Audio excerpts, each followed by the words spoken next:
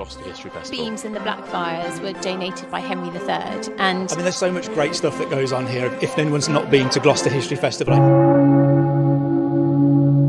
The Gloucester History Festival special series on History with Jackson. So hello everyone, welcome back to History with Jackson. Today we welcome back author and historian Max Adams to discuss his fantastic new book, The Mercian Chronicles, King Offa and the Birth of the Anglo-Saxon State. How you doing, Max? I'm very well, thank you. I'm really glad to have you back and to be talking about this brand new book. But, first question I want to ask you, bit of a cliche one, but what inspired you to write this book? Well, as you know, I'd written about 7th century Northumbria, the sort of cradle of northern Christianity. I'd written about Alfred and the Vikings and tried to turn that into a book really about the British Isles rather than just Wessex against the foreigners. And I'd written about that really dark, obscure period that people often know as the Age of Arthur. And, this is clearly the gap in the middle, and it's the elephant in the room of Norman conquest history. What about Mercia? And the reason nobody's really taken this on in this, of course, there are lots of Mercian historians, but nobody's tried to sort of pull it all together as a narrative because we simply don't have a narrative. We don't have Bede. We don't really have the Anglo-Saxon Chronicle. If there was a Mercian narrative historian in this period, their work doesn't survive.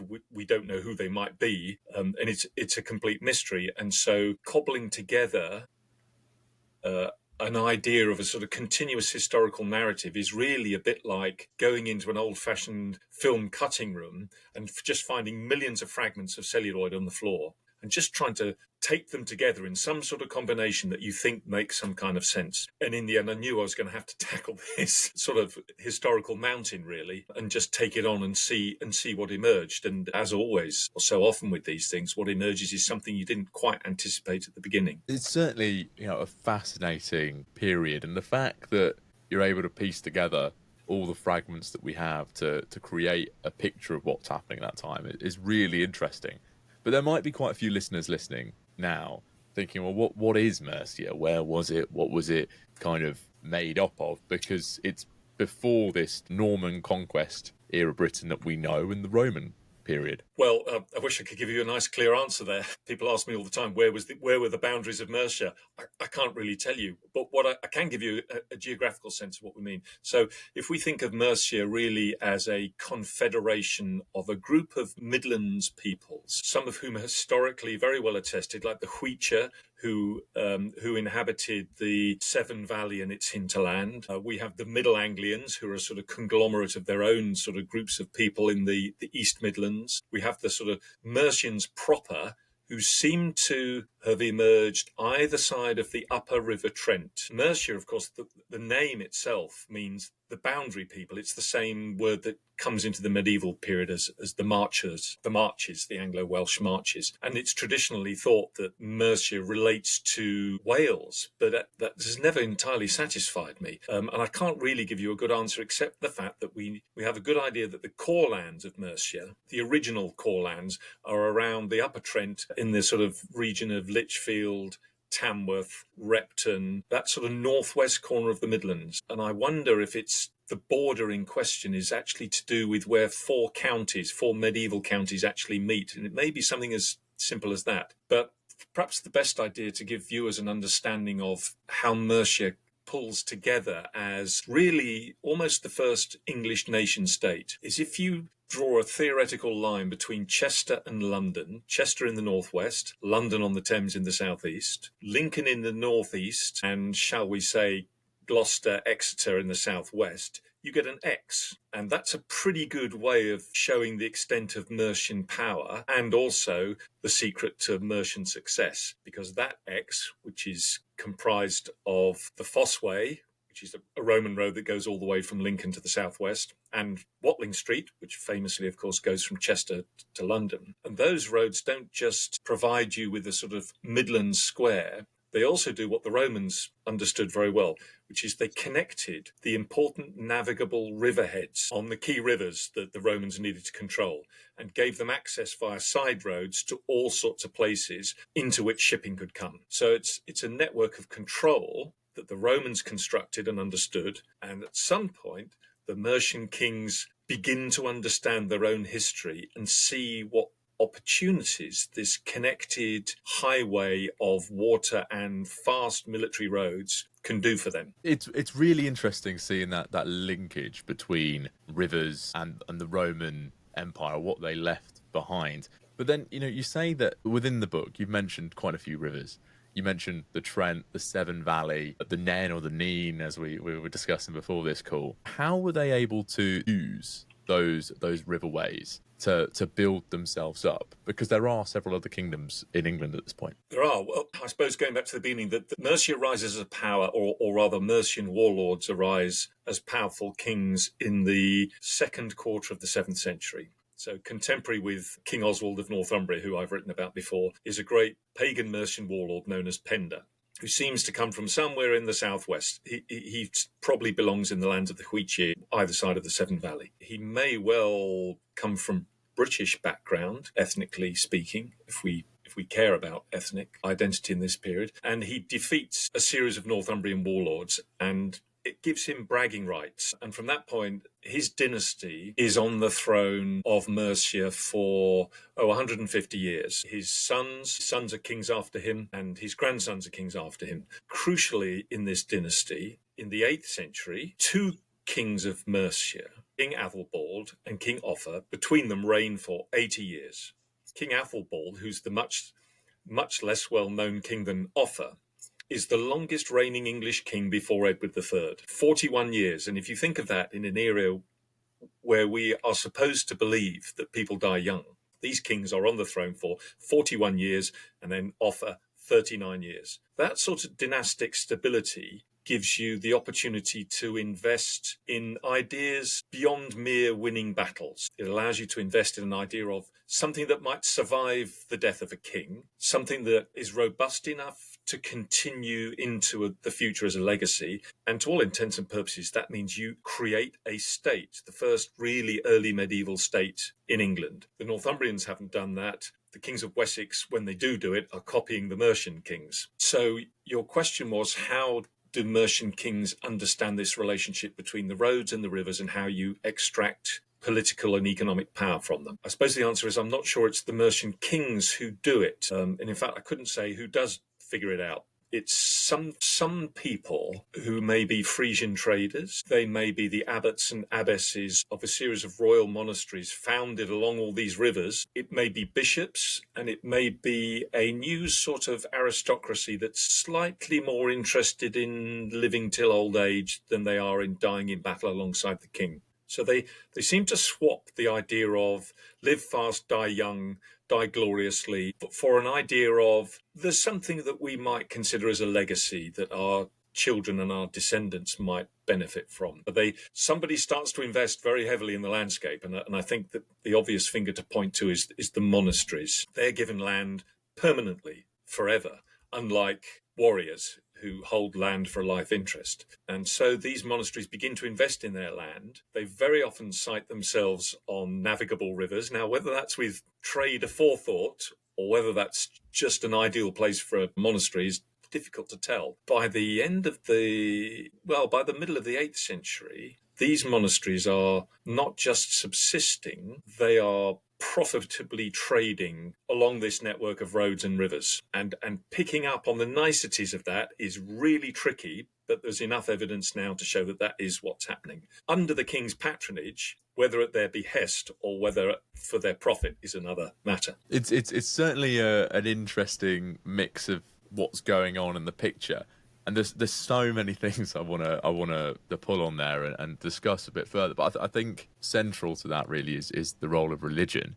And I know there's someone that you find incredibly interesting within this book. But the rise of Christianity within Mercia, how is it, as you said, it's helping economically, but how is it also interacting with the monarchy? Because I think there's a very interesting dynamic here. Yeah, there is. The institution of the church is originally based around two possible ideas. One that comes from Ireland and the north, which is based on the idea of holy men and women starting up communities of like-minded people in the service of God. And been given land out of the king's own property portfolio on which to found monastery. Now, a monastery is not just a church, a monastic community is not just a church and a few dwellings, it's an estate sufficient to support that monastery in the way that a great warrior lord would be supported by estates. So you're given the right to extract from an area of land, a known area of land, all the renders of food, which is, things like cattle and sheep, it's honey, it's bread, it's ale, it's services, all of which are brought together in one place and consumed on the spot. Things aren't being traded. It's a consumptionist centripetal model. Everything comes into the center. That model works for the church and it works for secular lords, the warrior lords. The church, of course, keeps its land in perpetuity. At the same time, the church has a duty of pastoral care to all the people in its lands. And the monasteries, the early churches, which are nearly all monasteries, owe some sort of obedience to their bishops. And the bishops arise where old tribal centres of power were. So Huiche, this ancient early medieval tribe, has a bishop of its own. The Middle Anglians have a bishop of their own. The peoples of the original Mercia have a bishop in Lichfield, and so on. And eventually, Mercian kings are able to extend their reach such that the Bishop of London, very, very powerful, wealthy bishop, is part of the Mercian setup as well. So these bishops and these abbots and abbesses, they don't come from nowhere. Essentially, they are collateral members of the royal family. Okay? So although you're giving this land away to God and the monastery, you're actually keeping it in the family. And that's a really useful way. And by the way, I'm not trying to be cynical about this. I have no doubt that the abbesses and abbots and all their flock and the bishops are devout Christians. There's no reason to think they weren't at all. But they're also pragmatists and they understand about the relationship between land and power and the kings. So if you like, bishops and abbots and abbesses are also lords over land. They are territorial lords. Their relationship to the peasants on their land is very similar to the relationship between a warrior lord and his or her peasants.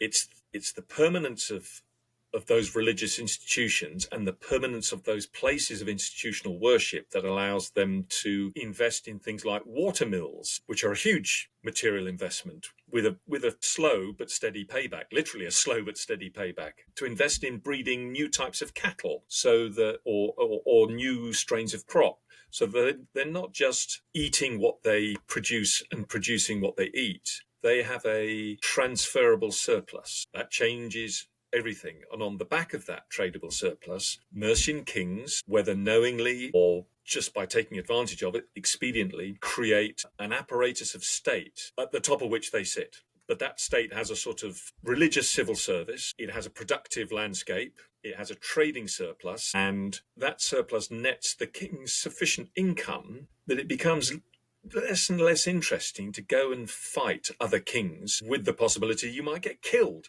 And of course, they do get killed here and there. Mercian kings are really quite successful at not getting killed. 41 years is a pretty long time to not get whacked over the head. Even Athelbald does eventually get whacked over the head, but not by another king. So we can't impute motive to these kings because we just don't know enough about them individually. We don't have a bead to tell them what they were like. We have the odd narrative source that tells us what people are like, but really we don't know what Offa was like or Athelbald was like, but they are really good at what they're doing somehow. Yeah, they seem like really, really capable administrators and actually really popular administrators as well. Well, there's something to be said for peace. There are enough notices of natural disasters. The terrible winter of 764, for example, the dreadful plague of 664, which seems to be the Black Death, which recurs. And I think there may be a massive depopulation of the English countryside in the late 7th century, which may be partly underpinning the lack of warfare. There may not be enough people to do the fighting, but people survive. Terrible winters are followed by droughts and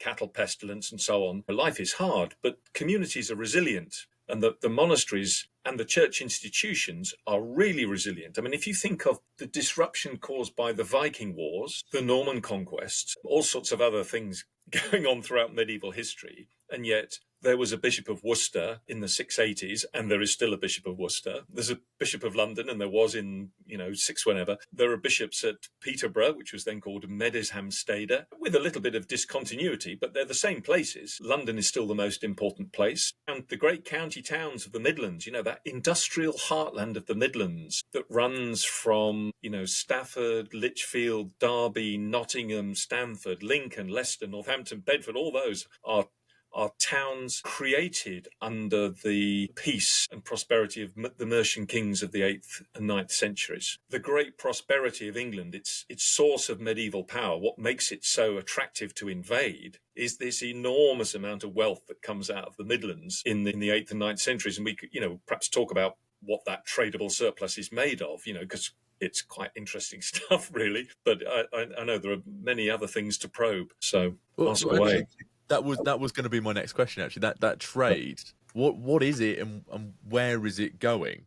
Because there's such an area of Europe to pry into. Yeah, well, we know little bits about trade, and we suspect a great deal more.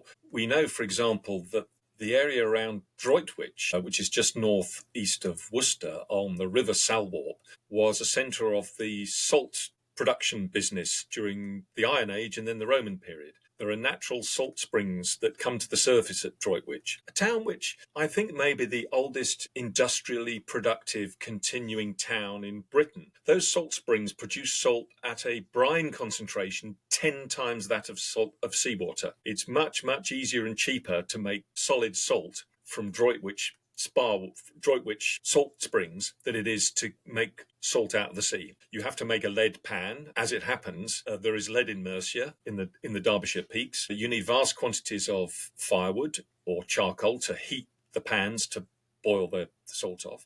You need a trading network to get that salt to where people will buy it. And of course, salt's an incredibly valuable commodity. It's used to preserve and flavour food. It's used in chemical processes. And we know, because the historical research has been done, that there are these saltways that radiate south and southeast from Droitwich, many of them ending up on the Thames. And we have a pretty shrewd idea that the Bishop of Worcester, who happens to have a profitable trading hall on the banks of the Thames at London, is doing a very sharp deal in both producing salt and trading it and taxing it, okay? The Bishop of Worcester is a very, very canny, successive bishops of Worcester, very, very canny individuals. So that's the salt trade is big. We know from when European silver coinage comes into England and is occasionally accidentally lost. We have a few thousand Mercian coins now, and from those few thousand, numismatists can predict many, many millions of coins being produced. Silver is definitely coming into Mercia,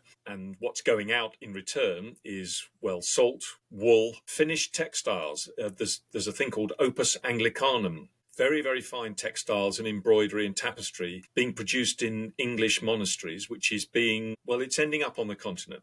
Whether we call it trade or whether we call it gift exchange, which is probably what they would have called it, perhaps doesn't matter. In fact, if I may indulge you, of course, I've got a quote, or rather, if you would indulge me, I should say, I've got a quote that sort of highlights how this works. Okay, it's a wonderful letter from an English king, not a Mercian king, but a contemporary of theirs, to an Englishman who has become the Archbishop of Mainz. England is exporting religion, along with other things, and religion, of course, is not tradable, but it is a commodity in some respects. Here's this fragment of this great letter. This is a Kentish king writing to Bishop Boniface. I'm sending your grace a few gifts: a silver drinking cup lined with gold, weighing 3.5 pounds, and 2 woolen cloaks, not in the hope of receiving any earthly gift, but for your prayers. There is one other favour I have to ask, namely, to send me a pair of falcons, quick and spirited enough to attack crows without hesitation and bring them back to earth after catching them.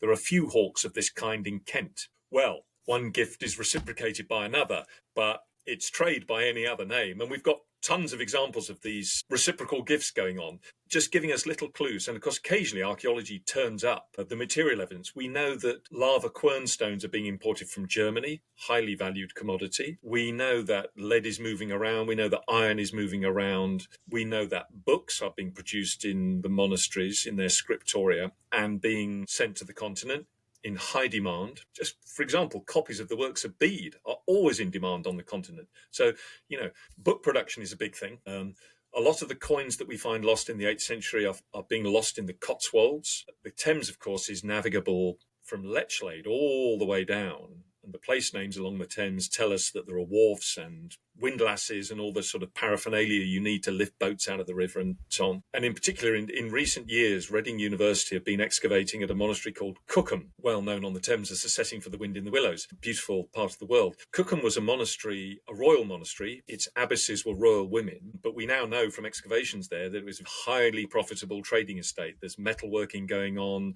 There's all sorts of industrial processes. And if you think about monasteries on rivers, raw material can come down river to them. They process it and they send it on down the river. And people like bishops of London and Worcester can take a tax. And the king, of course, is taking taxes and tolls on these things. It's a tariff business. I mean, tariffs are in the news all the time now. And frequently, the cannier abbesses, abbots and bishops are asking for remissions on tolls. That is, they're asking for a free trade passage of their goods to the continent. They don't want to pay tax. Nobody wants to pay tax. And in return for the king granting them these special favourable trading rights, of course, they pray for the king's soul, which is very decent and generous of them. And the king is very glad for their prayers. So, everybody's doing really well out of this. It's a really nice way of, I scratch your back, you scratch mine. Maybe Trump is trying to be a Mercian king as opposed to a president on that front. The reason this works is because of a very successful patronage system. And in the patronage system, it is as important for those lower down to know who their lord is so they can benefit from their protection. Free trade is also about protection. Now, we know about protection rackets from mobsters and mafiosi who protect shopkeepers and traders from other mobs in return for a cut of the profits.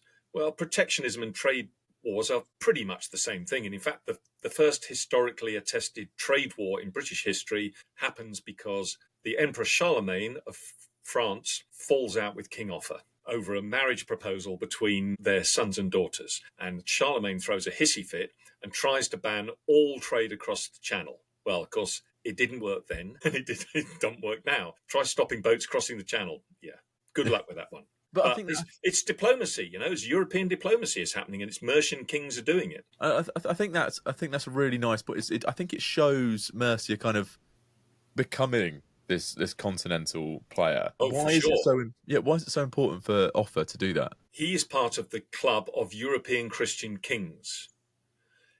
Sometimes he gets to say who the Archbishop of Canterbury is going to be, when one dies. He corresponds with the Pope. He's a player, and he wants to be an equal player. He's an equal player with Charlemagne, but not as equal as he would like to be. So that when Charlemagne says, yes, I'll have one of your daughters to marry my son, and Offa says, that's a jolly good idea. One of your daughters can marry my son. And Charlemagne goes, no, sorry, mate, that's not the way it works. We hold, dare I say it, the trump cards, and you don't. And Charlemagne is so offended by Offa trying to act as an equal that he cuts him off.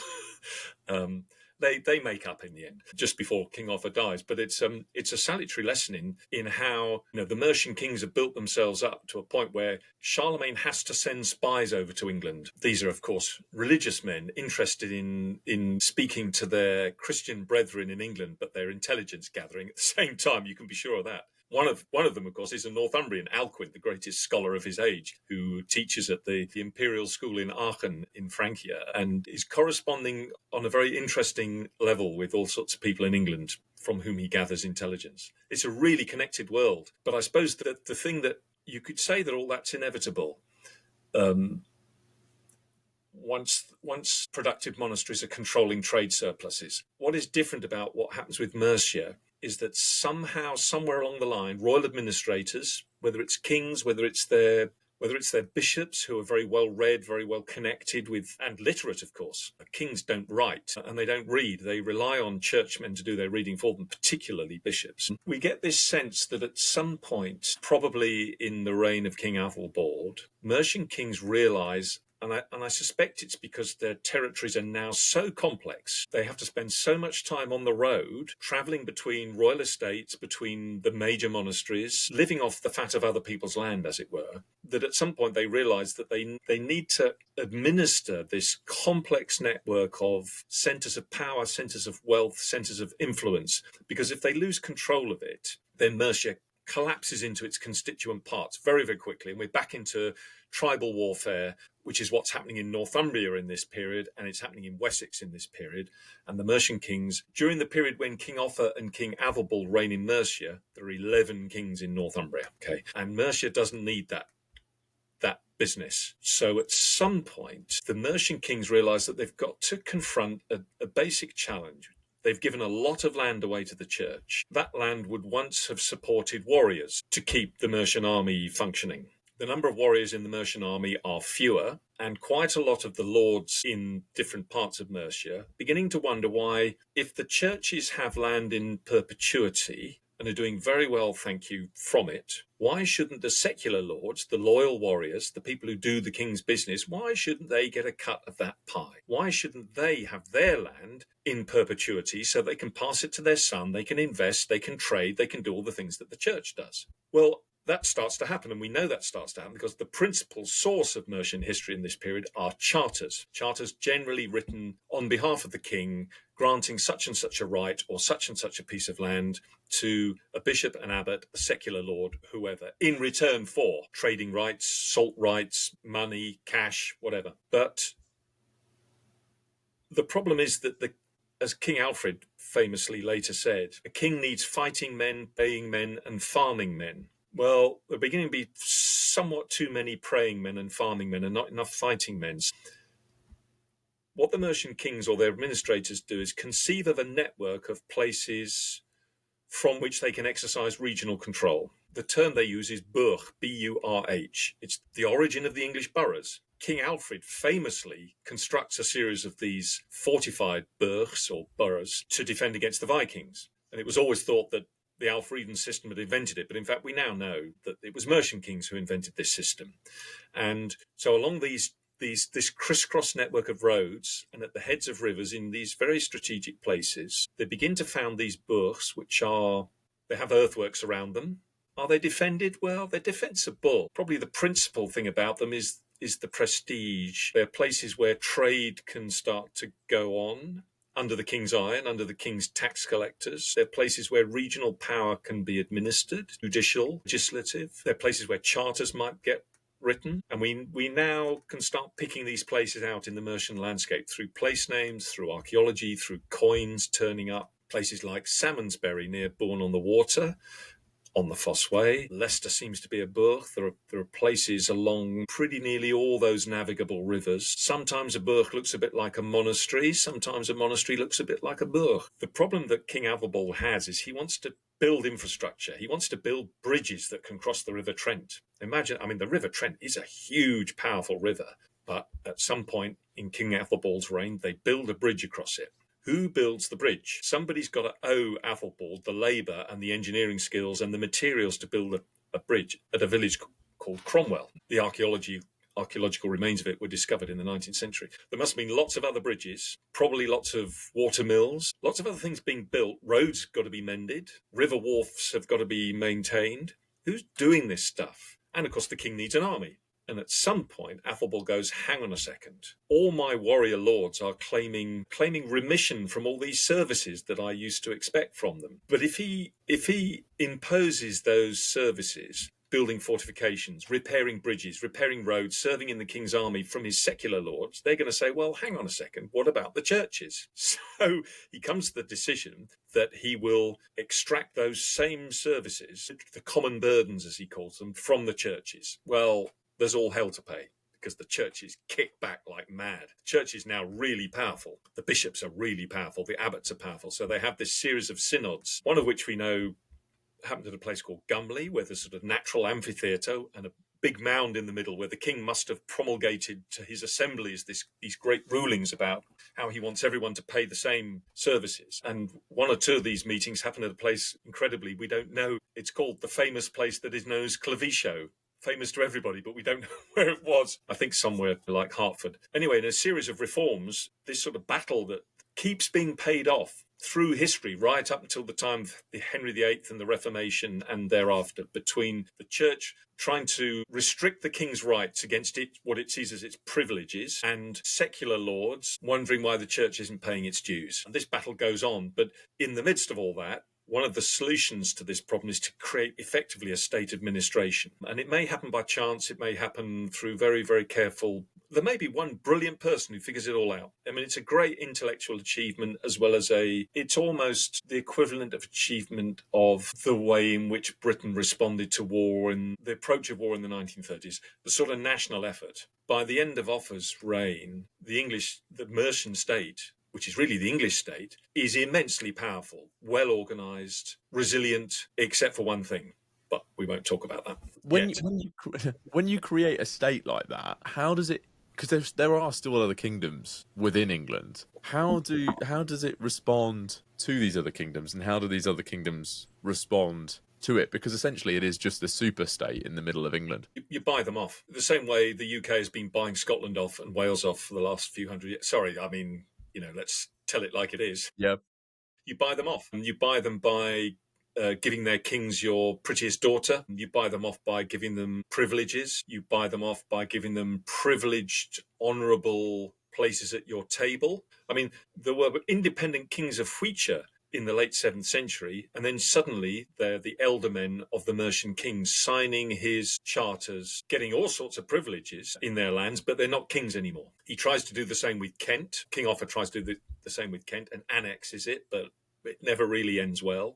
They try to do the same with Wessex, and it sometimes works, sometimes doesn't. They have a sort of unhappy agreement with Northumbria. The Humber is pretty much it, okay? Humber's a difficult river to cross. Mercia keeps Lincolnshire. Northumbria is allowed to trade across that border, and, it's a marriage of convenience. Wales is a whole other matter, and we might have to talk about Wales because there's this big thing that somebody built along the Welsh border. You were talking about those defensive burghs earlier. Yeah. Being defensible, trying to defend some of these major trade towns. What else does the Mercian state or kingdom do to protect itself, build to protect itself? Well, assassination often helps. A few kings of East Anglia are assassinated here and there. It's mafia tactics. It's bullying, it's protectionism, it's an offer you can't refuse. The Welsh are never susceptible to these offers, as it were. By the way, I should admit that I nearly persuaded my publisher to call the book On Offa, but... That would have been brilliant. Well, it would have been fun, wouldn't it? Yeah, we need to talk about Offa's Dyke, don't we? The extraordinary thing, one of the many extraordinary things about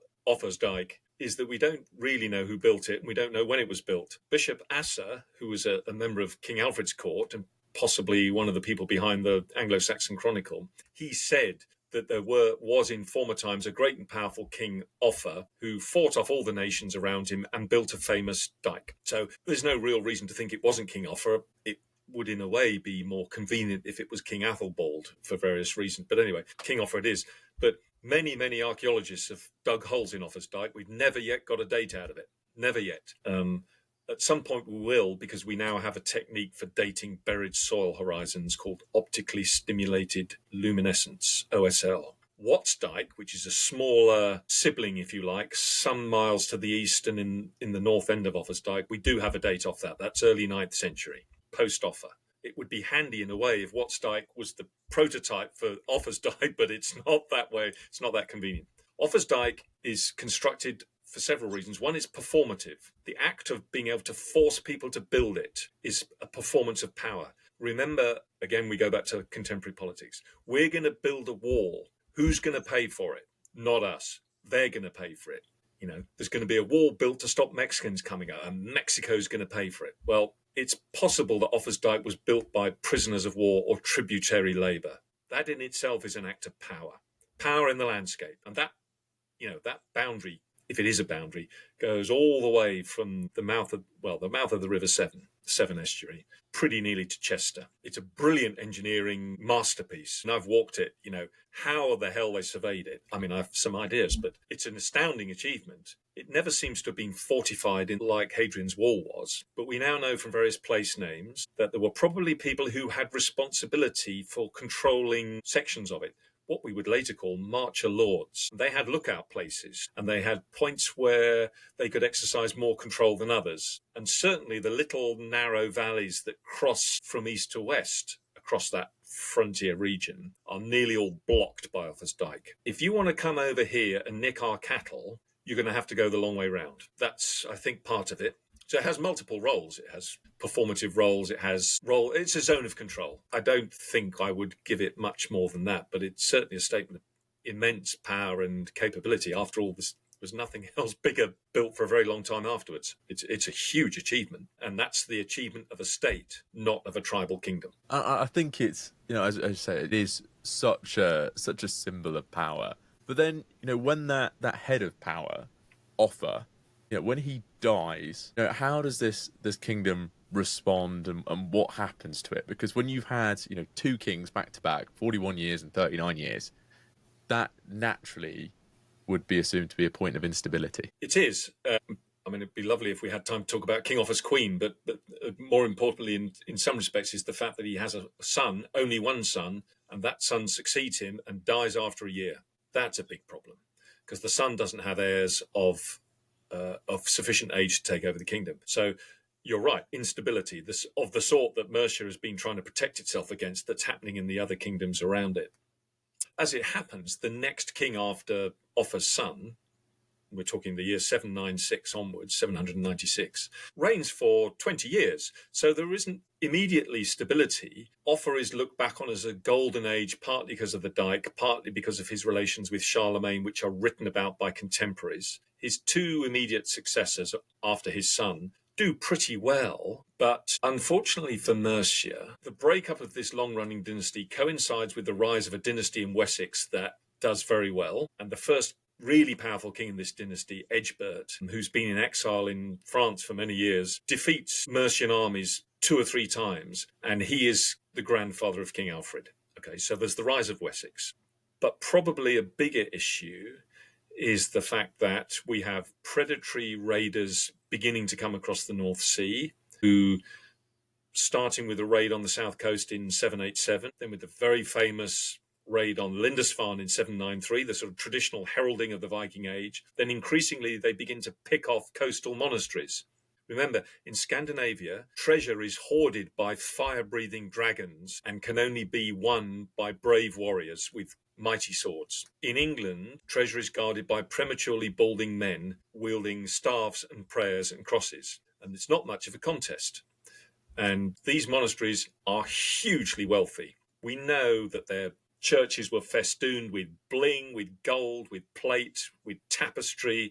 They're incredibly wealthy places, and they're really dead easy to pick off. And Mercia's great strength, which is understanding this network of routeways across the Midlands that connect the Irish Sea, the Severn Estuary, the North Sea, and the Channel, the Vikings know about the same routeways as well, because they've been trading across the North Sea for 100 years and more. They know that if you sail up the River Nen from the Wash as far as Northampton, if you can get to Northampton, but certainly to Peterborough and points higher than that, they also know at what point you can disembark from your boats, pick a bunch of horses, ride to the next head of a navigable river and do the same again and meet the fleet coming round. So once Viking armies find continental Europe too hot, which they do in the 860s, they invade England. They invade East Anglia first, then they invade Mercia. They depose Mercian kings, or at least they appear to depose Mercian kings, and Mercian kings are eventually left with a rump of Mercia between Lichfield and Worcester, really. By the time that Mercian kings can fight back successfully, Alfred is in control of the narrative. So that even though Alfred's greatest battle against the Vikings may well have been a joint effort with a Mercian king, And we suspect that because there was a joint issue of a coin called the Two Emperors coin, featuring both kings on it, both Alfred and Ceolwulf II of Mercia. But by that time, Alfred is in control of the narrative. And the narrative of the Anglo-Saxon Chronicle is to effectively remove Mercia from history. And that includes Alfred's own daughter, Aethelflaed, who is, of course, known as the Lady of the Mercians, the wife of really the last active Mercian king. So it's an accident for history in lots of ways that happens. And who knows if a Mercian narrative history was written and was destroyed by the Vikings, or whether it was never written. We can't say. Well, I think that's actually a really nice time to ask you a final fun question as well, Max. So you are a keen musician. And obviously writing history, writing books can be quite a stressful endeavour, quite a busy endeavour as well. So what instrument did you play to try and relax? Well, I suppose the best way of relaxing with music is to play with other musicians, but I haven't had time to do that for quite a long time. I suppose there are two sorts of musical relaxation for me. One is I have a little Appalachian dulcimer made for me by a friend, which is a lovely instrument. I can just sort of pick it up. It's sort of next to me, and I can pick it up and twiddle on it and write tunes. And it's nice and quiet, so I don't ruin anybody else's life. And that's very relaxing. But if I need to work out some serious historical problem, then it's downstairs to the drum kit. That's where we have to go. I won't say I'm working out my anger, because that's not how drumming works. You're actually something's a bit like walking, actually, in the sense that those sort of repeated syncopated rhythms are actually allowing you to sort of decompress, almost like defragmenting a hard drive. It's just it just kind of gets the brainwaves back into this mode of existing in the present, rather than overstressing about. It's really the intensity of the work with writing books like this, trying to hold it all in your head at once, knowing that really you're doomed to fail. There's always this one fact you think, oh, I've got to try and then where does that fit in, and then what date did this happen, and then trying to work, and all the names of the kings and all that stuff that blows your head. You literally fuses blowing in your head all the time. So music is one of those things, as you say, allows you to kind of decompress a bit. And just people often ask me, how do you maintain the self-discipline to research and write? Well, you'll probably have been asked the same question. For me, the self-discipline to get up and write and research, you're driven to do that because you're a writer and because you're interested in it. The real problem, the real self-discipline, is knowing when to walk away. Because if you never walk away, you go mad. So you do have to know that you have to go away and tinkle on a musical instrument, or go walk or cook or whatever. Not remove yourself from the real world. Taking time off, that's the hard thing. Yeah, no, I totally agree. I totally agree. That is the hardest part. And I think that's really nice that you've got those two different styles of relaxing and getting yourself back on track. I think that's a lovely, lovely answer. Thank you very much for that, Max. Well, you're very welcome. Then obviously, we've touched on a tiny percentage of all of the history you've looked at in your book. So where can people grab a copy of the Mercian Chronicles? Well, I think it's in all the bookshops at the moment and the usual outlets, but my website, which is www.theambulist, all one word, theambulist.co.uk, that features news on where I'm going to be talking next. So I've got a lot of speaking engagements. I'm doing the York Festival of Ideas. I'm in Gloucester at the end of April. I'm in Chalk Valley in August. Oh, there are lots of others. Anyway, if you look on the website, you'll find out where I'm going to be talking about the book, and you can get signed copies of the book on my website. Please don't all rush at once, because I don't need another job. But anyway, so you can find copies of my books on the website. And I'll make sure they're both linked in the description below. And then if people want to keep up to date with you, where can they go? Same again with the website. Whatever I'm doing, whatever projects I'm on, is usually somewhere on the website. And I'm always here and there talking at places, so people can catch up with me. Awesome. Well, thank you very much for coming on again, Max. I've really enjoyed this. Well, and thank you. It's always a great pleasure. The Gloucester History Festival. Beams and the Blackfriars were donated by Henry III, and there's so much great stuff that goes on here. If anyone's not been to Gloucester History Festival, The Gloucester History Festival special series on history with Jackson.